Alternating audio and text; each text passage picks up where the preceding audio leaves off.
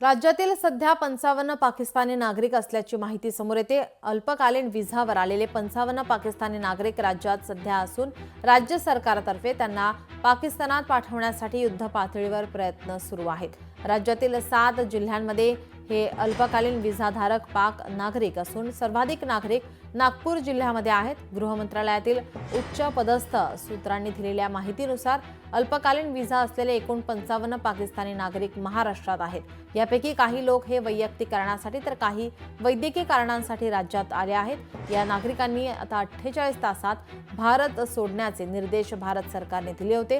त्यानंतर पाकिस्तानी नागरिकांना भारत सोडण्यासाठी आज शेवटचा दिवस आहे। अल्पकालीन व्हिसावरील जिल्हानिहाय पाकिस्तानी नागरिक किती आहेत ते पाहूयात ग्राफिक्सच्या माध्यमातून।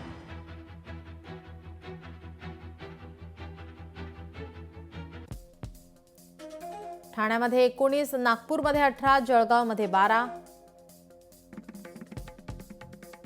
पुणे शहरात 3, मुंबईमध्ये 1,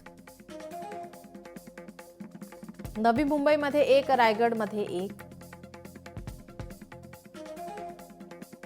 राज्यात 55 पाकिस्तानी अल्पकालीन व्हिसाधारक आहेत।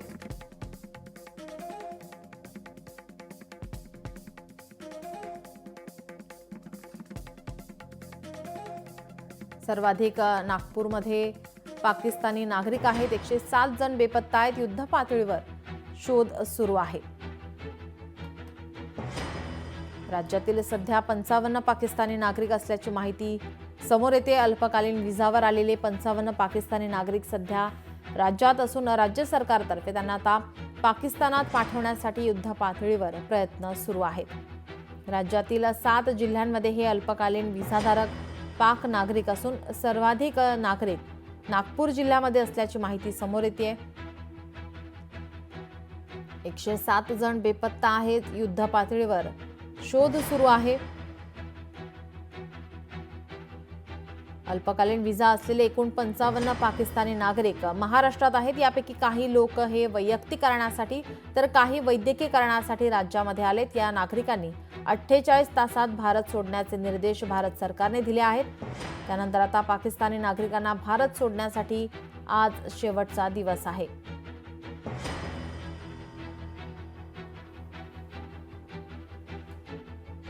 अटारी सीमेवर आता पाकिस्तानात जाण्यासाठी गर्दी आता पाहायला मिळते।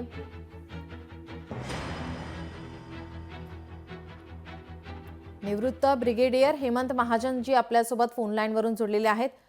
हेमंत सर, आपण पाहतोय राज्यातील सध्या 55 पाकिस्तानी नागरिक हे अल्पकालीन व्हिसा घेऊन वैयक्तिक कारणासाठी आणि वैद्यकीय कारणासाठी आल्याची माहिती सध्या समोर येते। 107 जण बेपत्ता आहेत। युद्ध पातळीवर आता त्यांना शोध त्यांचा सुरू आहे। असं आहे की जी आकडेवारी मीडियामध्ये येते आहे, जवळजवळ 40 ते 45 हजार पाकिस्तानी ज्यांचा व्हिसा केव्हा संपलेला आहे हे भारतामध्ये लपून बसलेले आहेत। कारण परिस्थिती अशी आहे की पाकिस्तानमध्ये प्रचंड महागाई आहे, तिथे हिंसाचार मोठ्या प्रमाणात होतो आहे। तर त्याच्यामुळे अनेक पाकिस्तानी हे तिकडचा हिंसाचार न बघण्याकरता किंवा महागाईचा शिकार न बनण्याकरता भारतात येऊन राहतात, ओव्हरस्टे करतात आणि भारताची हॉस्पिटॅलिटी ही एन्जॉय करतात। तर त्याच्यामुळे त्यांना पकडून परत पाठवलंच पाहिजे आणि त्याच्यातले अर्थात काही 1-2-3% उलटी सुलटी विधानं करतात, काहीतरी बोलतात वगैरे। आणि याच्याविषयी आपण अजून एक बातमी बघितली असेल की जसं उदाहरणार्थ गुजरातमध्ये त्यांनी तिथे काहीतरी 25-30 पाकिस्तानी पकडले की ज्यांनी ओव्हरस्टे केलं होतं, परंतु त्याच्याशिवाय त्यांनी 11,000हून जास्त बांगलादेशी पकडलेले आहेत। हे आपल्या सगळ्यांना माहिती आहे की बांगलादेशी म्हणजे 5-6 कोटी बांगलादेशी आज भारतामध्ये घुसलेले आहेत आणि त्यांना शोधण्याचं अभियान आपण कधीच सिरियसली राबवलेलं नव्हतं। तर म्हणून एक चांगली बाब अशी होते की पाकिस्तान्यांच्या बरोबर आपण ज्यावेळेला शोध मोहिमा राबवतो त्यावेळेस बांगलादेशी सुद्धा पकडले जात आहेत, की जी एक अत्यंत चांगली अशी बाब आहे। तर म्हणून या सगळ्या इल्लीगल लोकांना पकडलं पाहिजे, परत पाठवलं पाहिजे। त्याच्यामुळे हे घरभेदी जे भेदी सगळे आपल्या देशात घुसले असतात त्यांच्या विरुद्ध आपण कारवाई करू आणि त्यामुळे सुरक्षा व्यवस्था थोडी अजून जास्त मजबूत होईल। जी, नक्कीच. जर आपण पाहिलं तर आता वैद्यकीय व्हिसा आता 29 एप्रिलपर्यंत त्याची मुदत आहे. त्यानंतर आता त्यांना सुद्धा या ठिकाणी आता पुन्हा पाकिस्तानात जावं लागणार आहे. मात्र काही प्रतिक्रिया आपण जर पाहिल्या तर अटारी सीमेवर आज प्रचंड गर्दी या ठिकाणी पाहायला मिळत होती. त्यांच्या प्रतिक्रिया आता समोर येताना पाहायला मिळतात. त्यांच्याकडून या व्हिसासाठी आता मुदत वाढवण्यासाठी आता मागणी केली जाते. असं आहे, याच्यामध्ये 1-2 ह्युमॅनिटेरियन केसेस असू शकतात की ज्यांची मेडिकल ट्रीटमेंट खरोखरच राहिलेली आहे. तर ते केस बाय केस बेसिस आपण करू शकतो की जर असे काही ज्यांच्यावर ते खरोखरच म्हणजे त्याला खरोखरच त्रास होणार नसेल तर. परंतु एवढं नक्की आहे की बहुतेक सारे जे लोक जे बेकायदेशीररित्या राहिलेले आहेत ते बेकायदेशीररित्याच राहिलेले आहेत. त्यामुळे त्यांना परत हे पाठवायलाच पाहिजे, याच्याविषयी कोणाच्याही मनामध्ये शंका नको. आणि ज्या वेळेला म्हणजे पाकिस्तानी लोकांना कळतं की अशा प्रकारे कारवाई होते आहे, तर त्याच्यामुळे जे इतर लोक आत येण्याचा प्रयत्न करत असतात तर परत प्रयत्न करत राहतील. कारण भारताची प्रगती प्रचंड वेगाने होते आहे आणि पाकिस्तानमध्ये काहीच घडत नाहीये हिंसाचार सोडून. तर त्यामुळे त्यांचं येणं सुद्धा इथे थांबेल. आणि याच्याबरोबर एक तुम्हाला अजून एक मी न्यूज देतो जी तुम्ही कव्हर केले की नाही मला माहिती नाही, की पाकिस्तानी सैन्य जे बलुचिस्तानमध्ये आणि नॉर्थ वेस्ट फ्रंटियर प्रॉव्हिन्स म्हणजे ज्याला खैबर पख्तूनख्वा म्हणतात, तिथे दहशतवादी अभियान करण्यामध्ये जे गुंतलेलं होतं, तर त्यांनी आता पुष्कळसं सैन्य हे भारत पाकिस्तान सीमेकडे म्हणजे LOC कडे आणि सीमेकडे वळवायला सुरुवात केलेली आहे. कारण त्यांना वाटतं की भारताचा हल्ला हा कधी होऊ शकेल.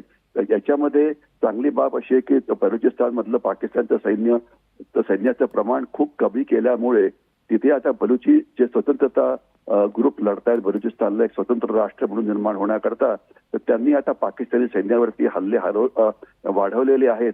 आणि आपण त्या कालची डॉनची बातमी बघितली तर 10 पाकिस्तानी सैनिक अशा हल्ल्यामध्ये मारले गेले आहेत. म्हणजे जसं पाकिस्तानी सैन्य बलुचिस्तानमधून निघून किंवा नॉर्थ वेस्ट फ्रंटियरमधून निघून सीमेकडे येत आहे, पाकिस्तानच्या आत गंभीर अशी अंतर्गत सुरक्षेची परिस्थिती निर्माण होते आहे, ज्यामुळे पाकिस्तान आतून पोखरला जातो आहे.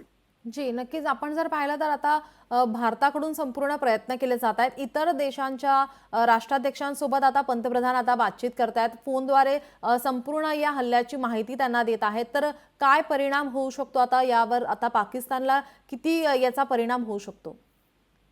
खरं म्हटलं तर म्हणजे रिसेंट टाइम म्हणजे जवळच्या काळामध्ये इतकं परदेशीय म्हणजे परदेशाकडनं आपल्याला इतकं समर्थन कधीही मिळालेलं नव्हतं. म्हणजे सौदी अरेबिया आपल्याला समर्थन देत आहे, UAE समर्थन देत आहे, इराण समवॉट समर्थन देत आहे. म्हणजे मुस्लिम राष्ट्र जी ट्रेडिशनली पाकिस्तानच्या बाजूनी असायची आणि काश्मीरच्या मुद्द्यावरती आपल्याला सारखं धारेवर धरून ठेवायची, तर ते आता आपल्या बाजूनी बोलतायत. म्हणजे एक असं पण स्टेटमेंट आलं होतं की सौदी अरेबियाने सांगितलेलं आहे की जर तुम्हाला युद्ध टाळायचं असेल तर पाकिस्तानी जे त्यांचे चीफ ऑफ आर्मी स्टाफ आहेत जनरल मुनीर यांना काढून टाकावं, त्याच्यामुळे एखाद्या वेळेला युद्ध टळू शकेल.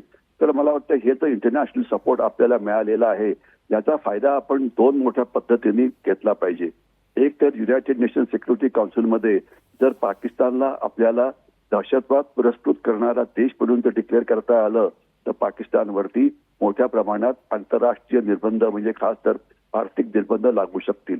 आणि फायनान्शियल ऍक्शन टास्क फोर्स जो आहे युनायटेड नेशन्सचा, जो दहशतवादाला होणाऱ्या सपोर्टवरती लक्ष ठेवतो, त्यांच्याकडून सुद्धा त्यांच्यावरती कारवाई केली जाईल.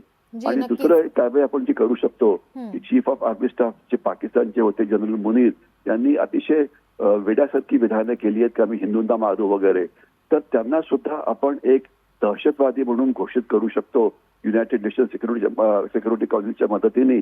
कारण त्यांनी उघडपणे म्हटलेलं आहे. आणि आपल्याला आता लक्षात आलंच असेल की पहिले जे TRF वगैरे म्हणत होते की आम्ही दहशतवादी हल्ला केला, आता म्हणतात आम्ही केलेला नाहीये. लष्कर-ए-तोयबाने सुद्धा विधान दिलेलं आहे की या हल्ल्याशी आमचा काही संबंध नाहीये. पाकिस्तान सुद्धा म्हणतं आहे की आमच्या या हल्ल्याशी काही संबंध नाहीये, तर तुम्हाला न्यूट्रल एन्क्वायरी करायची त्याकरता आम्ही तयार आहोत. कारण त्यांना आता कळालेलं आहे की त्यांनी हा जो वेडेपणा केलेला आहे त्याचा त्यांना गंभीर परिणाम भोगावा लागणार आहे. म्हणून दहशतवादी गट म्हणजे पाकिस्तानचे पंतप्रधान हे सगळे मागे वळत आहेत. तर ही एक अतिशय चांगली ऑपॉर्च्युनिटी आहे पाकिस्तानला आंतरराष्ट्रीय लेव्हलला कॉर्नर करायची. आणि प्रोक्लोबिंग स्टेट स्पॉन्सरिंग टेररिझम हा एक भाग झाला आणि चीफ ऑफ आर्मी स्टाफ पाकिस्तानचे यांना दहशतवादी म्हणून घोषित करा हा दुसरा भाग झाला. जी, नक्कीच. पहलगाममध्ये हल्ला झाला आणि त्यानंतर आपण जर पाहिलं तर अनेक घडामोडी घडलेल्या आहेत. याच दरम्यान चुकून एका BSF जवानानं बॉर्डर क्रॉस केली. तो आता पाकिस्तानच्या ताब्यात आहे. त्याला सोडवण्यासाठी आता भारत सरकारकडून संपूर्ण प्रयत्न केले जात आहेत. मात्र पाकिस्तानकडून कोणत्याही प्रकारचं उत्तर दिलं जात नाहीये. त्याला सोडवण्यासाठी नकार दिला जातोय. त्या संदर्भात आपण काय सांगाल? असं आहे, त्यांनी चूक केलेली आहे. आता तो त्याच्या ह्याच्यात अडकलेला आहे, तर त्याला सोडवणं म्हणजे एक मोठं आव्हान राहील. कारण आता आपण ऑलमोस्ट युद्ध घोषित केलेलं आहे, तर आपल्याला केवळ आंतरराष्ट्रीय दबावच टाकावा लागेल. कारण काही एक तो जवान पकडला गेला म्हणून आपण जी आपली बाकीची जी कारवाई आहे युद्ध करण्याची, युद्धाकरता तयारी करण्याची, ती थांबवणार नाहीये. तर आंतरराष्ट्रीय दबाव हा एकच उपाय आहे त्याच्यावरती. त्याच्यावरती काय होईल हे आपल्याला येणाऱ्या काळामध्ये कळेलच. पण जी, धन्यवाद हेमंत सर, आपण दिलेल्या या प्रतिक्रियेसाठी, माहितीसाठी आणि केलेल्या विश्लेषणासाठी.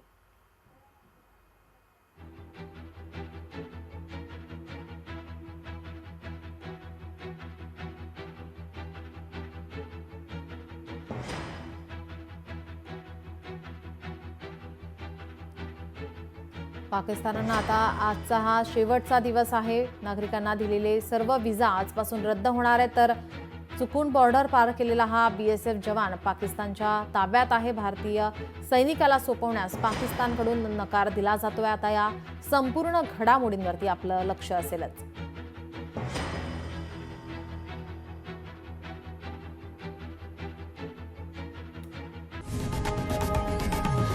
लोकशाही मराठी ऐका, पहा, जागरूक रहा.